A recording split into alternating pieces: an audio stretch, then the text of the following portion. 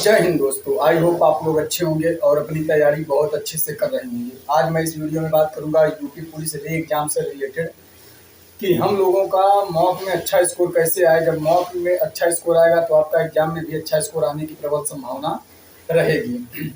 हम लोगों को कौन कौन से सिली मिस्टेक करने से बचना है उसके बारे में बात करूंगा। सबसे पहले तो मैं आपको बता दूं कि अभी जो संडे वाला मॉक टेस्ट हुआ था उसमें मेरा 249.5 नंबर मॉक टेस्ट में आया था।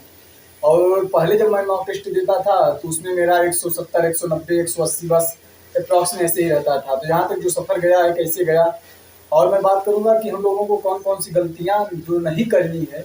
अगर हम लोग उन्हीं पॉइंट को पकड़ लेंगे तो हम देखो जितना भी पेपर बनता है ना सब पढ़े में से ही बनता है पेपर। केवल हम लोगों का गलती क्या रहता है कि हम लोगों से सिली मिस्टेक हो जाता है। और मैं आज उन्हीं टॉपिक में बात करूंगा कि कौन से, जैसे मैथ में कौन कौन से हैं जहां गलती होने की प्रबल संभावना रहती है, रीजनिंग में कौन कौन से टॉपिक हैं जहां पे हम लोगों को ज़्यादा से ज़्यादा फोकस करना है। जब हम लोग उन क्वेश्चन को अटेम्प्ट करें तो हम लोगों को उन क्वेश्चन को देखना चाहिए कि यहाँ पे गलती होने की प्रबल संभावना है। और इसी तरह से देखना है कि जीएस में कौन सी गलती होने की प्रबल संभावना है, और हिंदी में भी, क्योंकि हिंदी ऐसा टॉपिक है जो बहुत कम टाइम में अच्छा स्कोरिंग कर देता है एग्जाम में। लेकिन वहाँ पे क्या होता है, सिली मिस्टेक के कारण हम लोग बहुत ज़्यादा क्वेश्चन गलती कर देते हैं। पिछली बार जब मैंने मॉक टेस्ट दिया था उसमें मेरा 230 नंबर आया था, जब इस संडे के पहले वाले संडे मॉक टेस्ट दिया था। और इस वाले संडे में मेरा 249.5 नंबर इसलिए आया कि इस वाले में मेरा ज़्यादा सिली मिस्टेक नहीं हुआ, एक दो क्वेश्चन ही सिली मिस्टेक के कारण गलती हो पाए हैं, जिस कारण से स्कोर ऑटोमेटिक अप हो गया। और अगर यही सिली मिस्टेक ज़्यादा होता मेरा स्कोर डाउन हो जाता। तो मैं आज इन्हीं टॉपिक को भी बात करूंगा कौन कौन से हम लोगों को सिली मिस्टेक नहीं करना है। तो सबसे पहले बात कर लेते हैं मैथ का पूरा एक ओवरऑल ले लेते हैं कि कहाँ कहाँ पे ज़्यादा सिली मिस्टेक होने की चांस रहता है। तो जैसे होता है एवरेज वाले काफ़ी क्वेश्चन होते हैं कि 15 पारियों का स्कोर इतना रहा है तो 16वीं पारी में इतना रन बनाया है तो उसका बढ़ने के बाद ओवरऑल स्कोर कितना हो जाएगा एवरेज। तो इसमें हम लोगों को यही टॉपिक देना है, अगर बढ़ने के बाद पूछेगा तो जितना बढ़ेगा उसको भी ऐड करेंगे, आपका जो बेसिक एवरेज रहेगा उस पर उतना ऐड कर देंगे। मतलब एवरेज में भी काफ़ी सिली मिस्टेक होने की संभावना बनी रहती है।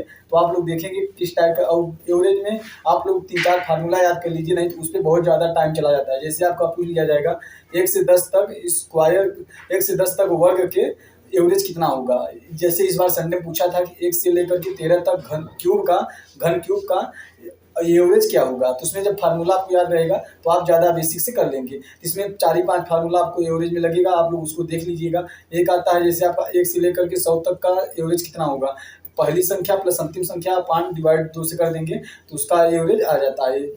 तो मतलब इस तरह से आपको देखना है कि आपको क्या कैसे कैसे चीज़ें करनी है।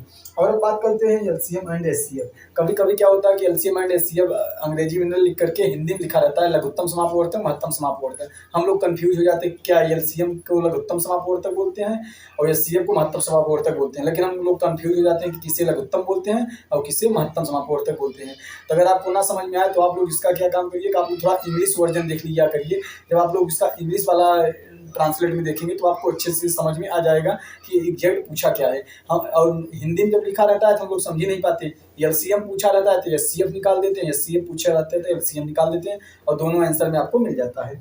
उसके बाद बात करते हैं एसआई एंड सीआई। एसआई में क्या रहता है कि हम लोगों को ध्यान देना होता है कि अर्धवार्षिक पूछा या छमाही पूछा है तिमाही। एसआई एंड सीआई में बहुत ज़्यादा ध्यान आपको देने की जरूरत होती है। और यह भी ध्यान देना होता है कि चक्रवृद्धि ब्याज पूछा या आपका सिंपल इंटरेस्ट पूछा, मतलब साधारण ब्याज पूछा है। कभी कभी आपका साधारण ब्याज नहीं पूछ लिया जाता है कि मूलधन बताइए या फिर मिश्र धन बताइए, मतलब काफ़ी कन्फ्यूजन टॉपिक रहता है। तो आपको उस पर थोड़ा कवर अप करके चलना है कि जैसे चक्रवृद्धि ब्याज में तो और ज़्यादा कन्फ्यूजन हो जाता है। उसमें क्या देता है कि आपका तिमाही पे ब्याज लिया जाता है, छमाही ब्याज लिया जाता है, 4 माह पे ब्याज लिया जाता है। तो उस पर क्या होता है कि आपको बहुत ज़्यादा इस टॉपिक को अच्छे से कवर अप करना है क्योंकि इस टाइप के क्वेश्चन बहुत ज़्यादा पूछे जाते हैं।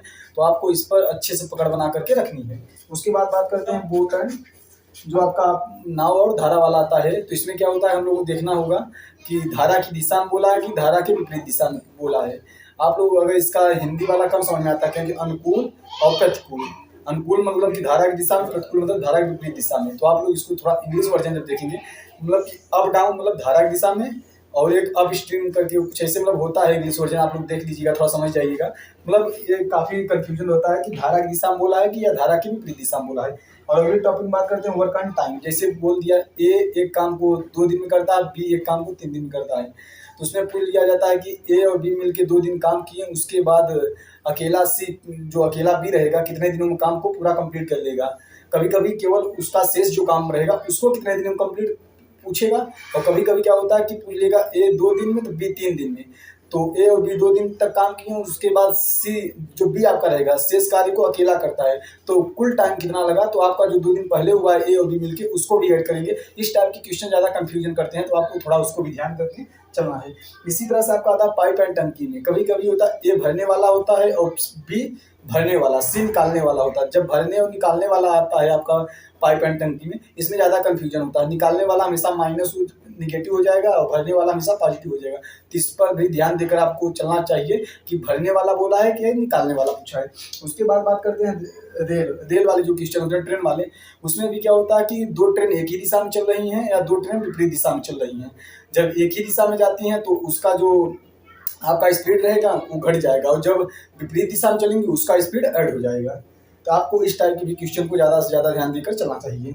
और इसी तरह से आपका आता है रेशियो एंड प्रोपोर्शन में। कभी कभी होता है कि आपका क्वेश्चन में जो दिया रहेगा उसमें पानी और शराब का रेशियो दिया रहेगा। कुल ओवरऑल क्वेश्चन में पानी और शराब का रेशियो दिया रहेगा, लेकिन जब आपसे आंसर पूछा जाएगा शराब और पानी का रेशियो पूछा जाएगा, तो आप लोग क्या करेंगे कि जब क्वेश्चन निकालते हैं बस वही आंसर दे देते हैं और वो ऑप्शन में भी रहता है। लेकिन आपको यही ज़्यादा से ज़्यादा ध्यान देना है कि अगर पानी और शराब का रेशियो बोला है तो आपको, और क्वेश्चन में बोला है तो पानी शराब का ही रेशियो बताना है। क्वेश्चन में शराब और पानी का रेशियो बोला है तो शराब और पानी का रेशियो बताना है। रेशियो वाले टॉपिक में बहुत ज़्यादा आपको थोड़ा ध्यान देने की जरूरत होती है। उसी तरह से आपको 2D एंड 3D में बात कर लें कि इसमें क्या होता है कि फार्मूला बेसिक क्वेश्चन ज़्यादातर पूछे जाते हैं। आप लोग देखे होंगे अगर यूपीपीएससी वाले संडे में आपको 2 क्वेश्चन दिया गया था फार्मूला बेस पे, तो आपको 2D एंड 3D में फार्मूला याद होना चाहिए कि गोला का आयतन क्या होता है, आयत का आयतन क्या होता है, शंकु का आयतन क्या होता है, बेलन का आयतन क्या होता है, वर्ग का आयतन क्या होता है। मतलब इस टाइप के जितने भी क्वेश्चन हैं आपको सारे फार्मूले मालूम होने चाहिए, तभी आप 2D एंड 3D का क्वेश्चन कर पाएंगे। उसके बाद बात कर लेते हैं पार्टनरशिप। पार्टनरशिप में क्या होता है कि आपका ए 12 महीने के लिए निवेश करता है, बी 6 महीने के लिए निवेश करता है और सी आपका 8 महीने के लिए निवेश करता है। इसमें आपको यही ज़्यादा ध्यान देना होगा कि ए कितने महीने के लिए निवेश कर रहा है, बी कितने महीने के लिए निवेश कर रहा है और सी कितने महीने के लिए निवेश कर रहा है। बहुत ज़्यादा कन्फ्यूजन होता है, तो आपको इस पर ज़्यादा से ज़्यादा पकड़ बना के चलनी चाहिए। उसके बाद आपका आ जाता है डिस्काउंट। डिस्काउंट हमेशा अंकित प्राइस पर निकाला जाता है, तो आपको मालूम होना चाहिए कि अंकित मूल्य पर ही डिस्काउंट दिया जाता है। और इसी तरह से आपका आता है प्रॉफिट एंड लॉस। प्रॉफिट जो एंड लॉस होता है आपका जो भी निकाला जाएगा हमेशा क्रय मूल्य पे निकाला जाता है। कभी कभी क्या होता है उसमें दिया रहेगा कि आपको मतलब एसपी पे मतलब विक्रय मूल्य पे आपको प्रॉफिट दिया रहेगा, तो आपको उसमें पूछ लिया जाएगा कि इसका क्रय मूल्य क्या होगा, तो बहुत ज़्यादा कंफ्यूजन होता है। तो आपको ध्यान देना चाहिए कि जो आपका प्रॉफिट एंड लॉस होता है वो हमेशा क्रय मूल्य पे निकाला जाता है और डिस्काउंट हमेशा अंकित मूल्य पर निकाला जाता है। उसके बाद आपका जो परसेंटेज की बात करें, परसेंटेज में ज़्यादातर चुनाव वाले क्वेश्चन गलती होते हैं और चुनाव वाले क्वेश्चन पूछे भी जाते हैं। इस बार भी संडे में जो मॉक टेस्ट हुआ था उसमें भी चुनाव वाला एक क्वेश्चन आया था, तो आप लोग ध्यान दे लीजिए, चुनाव वाले क्वेश्चन को एक बार अच्छे से कवर अप कर लीजिए। उसके बाद रेशियो एंड प्रोपोर्शन में क्या होता है, ए अनुपात बी बराबर इतना दिया रहता है, सी अनुपात डी बराबर इतना और बी अनुपात डी बराबर इतना। उसमें आपको ध्यान देना रहता है कि कभी कभी ए अनुपात बी दिया रहेगा, आंसर पूछ लेगा बी अनुपात ए, तो आप कंफ्यूजन हो जाएंगे। तो थोड़ा रेशियो वाले क्वेश्चन में यही ध्यान देना चाहिए आपको। और सिंप्लीफिकेशन में आपको बॉडमॉस रूल याद होना चाहिए। इस वाले संडे में मेरा बॉडमॉस रूल के हिसाब से कर रहा था, लेकिन उस पर सिली मिस्टेक हो गया, इसलिए मेरा मैथ में एक क्वेश्चन गलती हो गया था और 19 क्वेश्चन सही था। तो मतलब बॉडमॉस रूल आपको अच्छे से अप्लाई करना आना चाहिए, तभी आपका अच्छे से अच्छे नंबर आ पाएंगे, तभी आपका स्कोर बढ़ेगा। और जब आप लोग इन सिली मिस्टेक को अगर आप लोग मतलब पूरा रोक लेंगे, पूरी गलती ही ना हो, तो आप लोग देखेंगे कि आपका ऑटोमेटिक स्कोर 10 से 15 नंबर ऑटोमेटिक बढ़ जाएगा। इस बार मेरा सिली मिस्टेक नहीं हुआ, तो इसलिए मेरा स्कोर ऑटोमेटिक 20 नंबर बढ़ गया। और अब बात कर लेते हैं कि रीजनिंग कौन कौन से टॉपिक में कहाँ क्वेश्चन ज़्यादातर गलती होने की संभावना रहती है। बात कर लें सेटिंग अरेंजमेंट। सेटिंग अरेंजमेंट में आपको देखना चाहिए कि अंदर की तरफ मुख करके बैठे हैं कि बाहर की तरफ मुख करके बैठे हैं। जब भी आपका सेटिंग अरेंजमेंट का क्वेश्चन आए, सबसे पहले आपके माइंड में एक चीज़ क्लिक होना चाहिए कि अंदर की तरफ मुख करके बैठे हैं या बाहर की तरफ मुख करके बैठे हैं। और एक क्वेश्चन आता है कि वर्ग में रहते हैं, कुछ कोने पे बैठे हैं, कुछ आपके बीच में बैठे हैं। उसमें आपको देखना चाहिए कौन सा कोने पे बैठा है व्यक्ति, कौन सा वर्ग बीचों बीच बैठा है। और एक आपका था पंक्ति वाला, जो पंक्ति में बैठते हैं ABCD करके 7-8 लोग। उसमें क्या रहता है कि कभी कभी उत्तर की दिशा की ओर मुख करके बैठते हैं, कभी कभी दक्षिण की दिशा की ओर मुख करके जब बैठेंगे तो आपका डायरेक्शन चेंज हो जाएगा, दायां बायां हो जाएगा, बायां दायां हो जाएगा। तो आपको जब भी सीटिंग अरेंजमेंट का क्वेश्चन आए तो आपको इन चीज़ों पर ज़्यादा ध्यान देना चाहिए। उसके बाद बात करते हैं आपका डिसीजन एंड मेकिंग, जो आपका इस बार भी 5 क्वेश्चन दिया गया था, डिसीजन मेकिंग में बहुत बारीकी से आपको लिख लेना चाहिए सारे टॉपिक को कि क्या क्या पहले में क्या शर्त है, दूसरे में क्या शर्त है, तीसरे में क्या शर्त है, और किस पर दिया गया है कि आपको छूट होनी चाहिए। आपको डिसीजन मेकिंग वाले अच्छे से कवर अप करना चाहिए क्वेश्चन को। उसके बाद अब बात कर लेते हैं डायरेक्शन। तो डायरेक्शन में क्या है कि आपका दिशा देना हमेशा, देखिए जो आपका दाएं बाएं होता है इसको बहुत ज़्यादा ध्यान देनी चाहिए कि दाएं मुड़ रहा है या बाएं मुड़ रहा है। उसके बाद आपका आता है डाइस, खुली फासा, जो आपका ओपन डाइस होता है, ओपन डाइस से कौन सी डाइस नहीं बनाई जा सकती, उस पर आपको थोड़ा ध्यान देने की जरूरत है। उसके बाद वेन डायग्राम आता है, वेन डायग्राम वाले थोड़ा क्वेश्चन आप लोग ध्यान दीजिए, ये बेसिक चीज़ें होती हैं वेन डायग्राम वाले। एक आता है फिगर सीरीज, फिगर सीरीज ज़्यादातर क्वेश्चन गलती होने की संभावना रहती है। अभी मैंने एसएससी जीडी का कल मॉक टेस्ट दिया था, उसमें फिगर सीरीज आया था, वो मुझसे नहीं बन पाया। मतलब फिगर सीरीज काफ़ी आपको 1 2 3 प्रैक्टिस सेट कर लीजिए, और उसके बाद आप किसी यूट्यूब से भी पढ़ लेंगे तो आपको अच्छे से कवर हो जाएगा। उसके बाद आता है कटिंग एंड, जो फोल्डर वाला जो पेपर कटिंग फोल्डर आता है उस पर ध्यान देना चाहिए। उसमें बहुत छोटे छोटे चिन्ह रहते हैं कि आपका इस तरह से कटिंग है, इस तरह से कटिंग है, तो आप उस पर ज़्यादा से अपना ध्यान देंगे तभी आपका अच्छा स्कोर हो पाएगा। उसके बाद एक आता है मिरर इमेज, मिरर एक आता है आपका दर्पण इमेज। दर्पण इमेज ऐसे रखेंगे तो इधर का जो रहेगा इधर हो जाएगा। एक होता है वाटर इमेज, अगर यहाँ यह इमेज है और ये आपका यहाँ कुछ लिखा है, जब आप इसको करेंगे तो आपको जस्ट उल्टा हो जाएगा। अगर डब्लू है तो वो यम बन जाएगा वाटर इमेज में, और जब डब्लू है तो दर्पण इमेज में डब्लू ही रहेगा, बट उसकी पोजीशन लेफ्ट का राइट, राइट का लेफ्ट हो जाएगा। उसके बाद बात करते हैं रैंकिंग एंड टेस्ट में, जो आपका आता है कि पिंकी दाएं से 15वें नंबर पे, पिंकी बाएं से 14वें नंबर पे, आपस में स्थान बदल लेते हैं, पिंकी दाएं से 10वें नंबर पे हो जाता है। तो इस पंक्ति में टोटल ओवरऑल कितने व्यक्ति बैठे हैं, इस टाइप जो क्वेश्चन है अदल बदल वाले, इस पर थोड़ा आपको ध्यान देने की जरूरत है। एक आता है ब्लड रिलेशन। ब्लड रिलेशन में आपको पता रहना चाहिए कि भाभी की बहन को क्या कहते हैं, भैया की बहन को क्या कहते हैं, पापा की बहन को क्या कहते हैं, और उसके बाद बहन की बेटी को क्या कहते हैं, बहन की बेटी को क्या कहते हैं। थोड़ा आपको रिलेशन चीज़ें मालूम होना चाहिए, जो बेसिक चीज़ें हैं वो आपको मालूम होनी चाहिए। उसके बाद बात करते हैं मिसिंग नंबर। मिसिंग नंबर आपको, मिसिंग नंबर के लिए आपको 3 4 चीज़ें आना चाहिए। एक तो आपको 20-25 तक स्क्वायर याद होना चाहिए, 20 तक घन याद होना चाहिए, और 20 तक आपको पहाड़ा याद होना चाहिए, तभी आपका मिसिंग नंबर वाले क्वेश्चन ज़्यादातर सही हो पाएंगे। तो आप लोग याद कर लीजिए, 25 तक स्क्वायर याद कर लीजिए, और 20 तक घन याद कर लीजिए, और 20 तक पहाड़ा। उसके बाद एक आता है नंबर सीरीज। नंबर सीरीज में भी आपको यही चीज़ें की जरूरत पड़ेगी, क्यूब, घन और यही पहाड़ा। उसके बाद एक आता है आपका एनालॉजी। एनालॉजी जैसे होता है कि आपका जैसे दे दिया कि कमल भारत से संबंधित है, तो कुछ किसी और देश का कुछ दे देगा किस देश से संबंधित है, मतलब कोई स्थान, प्लेसेस। एनालॉजी में देखो ज़्यादातर क्वेश्चन होता है सही भी हो जाए, ज़्यादातर चांस रहता है क्वेश्चन गलती भी हो जाए, क्योंकि एनालॉजी में आपका इतिहास, भूगोल, करेंसी भी पूछ लिया जाता है कि भारत का जो मुद्रा है रुपया से संबंधित है, तो भूटान की मुद्रा क्या होगी। तो इस तरह से एनालॉजी दिया रहता है, तो ज़्यादातर क्वेश्चन सही और ज़्यादातर चांस रहता है गलत भी हो जाए, 50-50 का चांस रहता है। पढ़े में से फंस जाता है तो सही हो जाता है, नहीं तो गलती हो जाता है। उसके बाद बात कर लेते हैं, जो एक आता है कि बाएं से 15वें के दाएं 10वें नंबर पे कौन बैठा है। जैसे ABCD दिया है, ठीक, तो उसमें पूछ लिया जाएगा कि दाएं से 10वें, बाएं के 15वें कौन सा अक्षर आएगा। इसमें आपको अच्छे से चीज़ें मालूम होती है कि इसमें आपका फार्मूला होता है, आप लोग उस फार्मूले को जरूर याद कर लीजिए। और एक होता है आपका, देखो सर, अच्छी रीजनिंग में सबसे पहले जब भी आप पढ़ें तो आपको लेटर का नंबर याद होना चाहिए।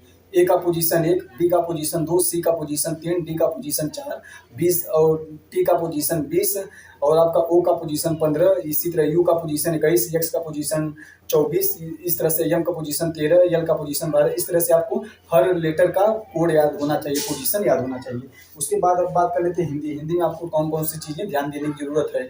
हिंदी में आपको सबसे पहले ध्यान दें, जैसे कभी कभी दे दिया जाता है कि कौन सा कोई शब्द दिया रहेगा, उसमें बोल देगा कि 4 ऑप्शन में कौन सा विलोम शब्द नहीं है। तो आपको यहाँ पर, और हम लोग क्या करते हैं, विलोम शब्द देखे पहला ऑप्शन बाहर टिक करके निकल जाते हैं, लेकिन उसमें ध्यान बारीकी देना है कि विलोम शब्द है या विलोम शब्द नहीं है, इस तरह का पूछा रहता है। इसी तरह से पर्यायवाची भी पूछता है कि कौन सा पर्यायवाची है, कौन सा पर्यायवाची नहीं है। तो नहीं वाले वर्ड जो आते हैं बहुत घातक साबित हो जाते हैं। और आपको तत्सम तद्भव में यह चीज़ मालूम होना चाहिए कि कौन सा तत्सम है, कौन सा तद्भव है। जैसे आपका कल एक पूछा गया था, अगहन का तत्सम क्या होगा, अग्राहण होता है। तो जैसे अगर इसमें दे दिया अगहन और अग्राहण दोनों दे दिया होता, इसमें पूछ लिया जाता कौन सा तत्सम है, कौन सा तद्भव है, तो आपके लिए थोड़ा कंफ्यूजन हो जाता है। इसलिए आप लोग तत्सम तद्भव के साथ साथ आपको यह भी पता होना चाहिए कौन सा शब्द तत्सम है और कौन सा शब्द तद्भव है। उसी तरह से आपका आता है वर्तनी वाले जो शब्द आते हैं। एक कल वर्तनी भी पूछा गया था, उसमें अब याद नहीं किसका वर्तनी दिया गया था, लेकिन एक वर्तनी वाले भी शब्द दिया गया था, तो वर्तनी भी आपको अच्छे से याद होना चाहिए। इसी तरह से आपका दोहा सोठा में कंफ्यूजन हो जाता है कि 11 13 13 मात्रा होती है कि 13 11 मात्रा होती है। आप इसमें थोड़ा ध्यान दे दीजिएगा। इसी तरह से आपका पुल्लिंग या स्त्रीलिंग वाले शब्द ज़्यादातर चांस होते हैं कि गलती और सही दोनों होने की संभावना रहती है। तो आप लोग कुछ शब्द हैं इंपॉर्टेंट जो आप या किसी बुक या किसी नोट से पढ़ लीजिए या किसी टीचर से पढ़ लीजिए। जैसे कल भी एक मॉक टेस्ट में पूछा गया था कि जीरा पुल्लिंग है या स्त्रीलिंग है, तो एक क्वेश्चन तो 100% श्योर है पुल्लिंग एंड स्त्रीलिंग से आता है, तो आपको थोड़ा पुल्लिंग एंड स्त्रीलिंग के बारे में मालूम होना चाहिए। इसी तरह से आपका कारक वाला आर्ट्स जो कारक है उन्हें याद कर लेना चाहिए। कर्ता ने कर्म को करण से के द्वारा संप्रदान के लिए अपादान से अलग होने पर, अधिकरण में पर पे संबोधन, मतलब इस तरह से आप ट्रिक को याद कर लीजिए तो आपका अच्छा से हो जाएगा। और आपको ये भी मालूम होना चाहिए एक वचन कौन सा है कौन सा बहुवचन है। जैसे आपका पूछ लिया जाएगा कि जैसे कल भी पूछा गया था कि छाछ कुछ करके था, छाछ एक वचन है या बहुवचन है, ऐसे करके कुछ था। तो मतलब नहीं सॉरी, मतलब कोई एक दिया था एक वचन बहुवचन करके, हस्ताक्षर करके दिया था, दर्शन करके कोई दिया था, उसमें एक वचन या बहुवचन लिखकर पूछा था। और आपको समश्रुति भिन्नार्थक मालूम होना चाहिए। अली छोटी, जब अली छोटी मात्रा होता है तो उसका अर्थ क्या होता है भौरा, और अलीम जब बड़ी मात्रा क्या होता है तो सखी। तो समश्रुति भिन्नार्थक वाले जो शब्द आते हैं उस पर बहुत ज़्यादा कन्फ्यूजन हो जाता है, तो आपको उसको भी मालूम होना चाहिए। इसी तरह से अनेकार्थक शब्द क्या होता है, जैसे आपका पूछ लिया जाएगा कि लाल का अनेकार्थक क्या होता है, तो उसका सूर्य भी होता है, सिंदूर भी होता है, रक्त भी होता है, तो अनेकार्थक शब्द भी आपको मालूम होना चाहिए। इसी तरह से समास में आपको एक चीज़ याद रखना चाहिए कि कोई कोई समास का दो समास होता है, उसमें किसी पहला देना है वरीयता, किसी दूसरा वरीयता देना है। जैसे आपको बहुब्रीहि वाले समास में ज़्यादातर कन्फ्यूजन होते हैं, तो आपको समास वाले टॉपिक थोड़ा अच्छे से कवर करके चलना चाहिए। इसी तरह से आपका वर्णमाला, वर्णमाला में आपको याद होना चाहिए कि किस वर्ण का कौन सा उच्चारण स्थान होगा। जैसे कंठ, तालम, मूर्धन्य, दंत, ओष्ठ, दंतोष्ठ, कंठोष्ठ, इस तरह के जितने भी, जैसे कल एक पूछा गया था मॉक टेस्ट में कि काकल्य वर्ण कौन सा है, काकल्य वर्ण ह होता है, तो आपका इससे मालूम होना चाहिए। और जो आपका होता है अंतस्थ व्यंजन, और आपका उसमें व्यंजन जो होता है, उसमें व्यंजन में जो आपका स ख स ह करके लिखा होता है उसका उच्चारण स्थान क्या होता है, तो आपको ये चीज़ें अच्छे से मालूम होनी चाहिए।